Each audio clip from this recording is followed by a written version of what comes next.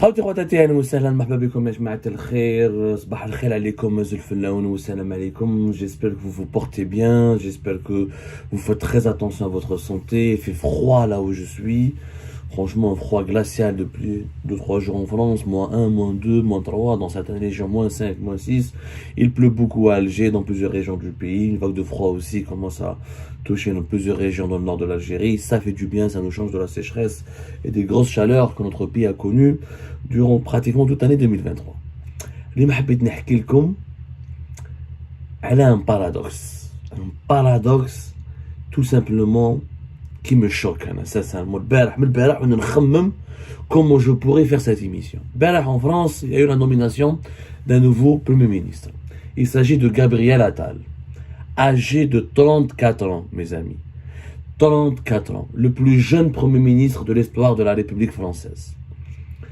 J'ai eu deux images quand j'ai vu la cérémonie de passation de consigne, de nomination de Gabriel Attal à Matignon, qui est le siège du Premier ministre en France, lorsque Elisabeth Borne est partie et lorsque Gabriel Attal est venu. J'ai pas pu m'empêcher de faire une comparaison, une image.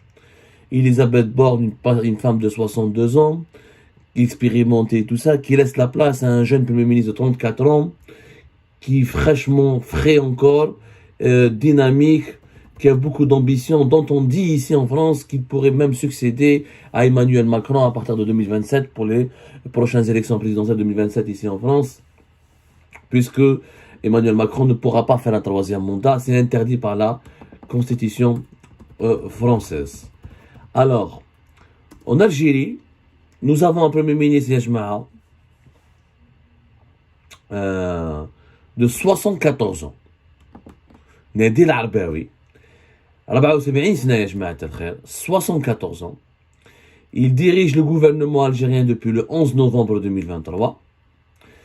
Et en face, nous avons la France, un Premier ministre de 34 ans.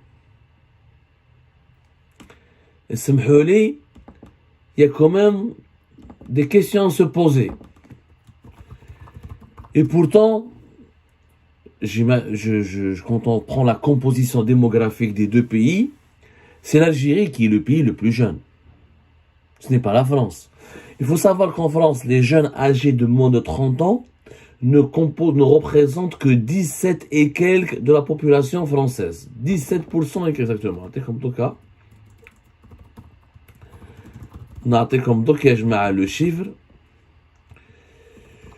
c'est 17,3 à peu près. 17,3, même pas 18%. C'est-à-dire que la France n'est pas un pays jeune, 17,3%. La France compte 11,7 millions de personnes âgées entre 15 et 29 ans. En Algérie, les jeunes âgés de 15 à 25 ans représentent 30% de la population. C'est-à-dire que la part des jeunes en Algérie, proportionnellement selon le nombre de la population algérienne, est 2 fois plus élevé que le nombre des jeunes en France. Ça, c'est on s'arrête à la tranche de 15-25 ans. Les Algériennes et Algériens âgés de moins de 30 ans représentent plus de 54% de la population algérienne. 50, plus de la moitié de la population algérienne est âgée de moins de 30 ans. Et pourtant, nous avons un Premier ministre de 74 ans. Un président qui va faire 77 ans ou 78 ans. Le président du Sénat du Conseil de la Nation, deuxième personnage de l'État, 93 ans, Salah Goudjil. Mais comme Shengriha Kif Kif, 77 ans, donc Tebboune il va faire 78 ans, puis 2024. La France, pays plus vieux, nettement plus vieux, à la démographie beaucoup plus vieille. Le nombre des personnes âgées en France est beaucoup plus important qu'en Algérie. En Algérie, nous avons 4 millions et quelques. En France, les chiffres les plus récents parlent de 15 millions et quelques en France. Plus 18 millions de personnes âgées de plus de 60 ans en France. Ça représente pratiquement une trentaine de pourcents de la population française. شوفوا la différence, je ne sais pas comment vous expliquer. Ça représente 20% de la population française. Euh, il y a plus de 13,4 millions de Français qui sont âgés de plus de 65 ans. Si on parle des Français âgés de plus de 60 ans, ça peut atteindre 30%. سامحوا لي يا جماعة السوجي هذا مرضني avec la grippe et le rhume والله مرضني. Comment un vieux pays comme la France a pu faire confiance à un premier ministre aussi jeune, alors qu'un jeune pays comme l'Algérie fait tout pour empêcher d'avoir des dirigeants qui sont jeunes. Et ce paradoxe, il est extraordinaire. Il faut absolument qu'on réfléchisse. Pendant plusieurs reprises. Depuis 2-3 ans, on a fait plusieurs émissions sur la démographie algérienne, avec des infographies, des documents. On a compris en Algérie, la majeure partie de la population algérienne n'est pas représentée au sein du pouvoir. C'est pour ça que c'est un pays qui ne va jamais se développer. Soit 54% de la population algérienne est âgée de moins de 30 ans. Quand elle est moins de 35 ans, jusqu'à 75% de la population. Entre 70 et 75% de la population algérienne est âgée de moins de 35 ans.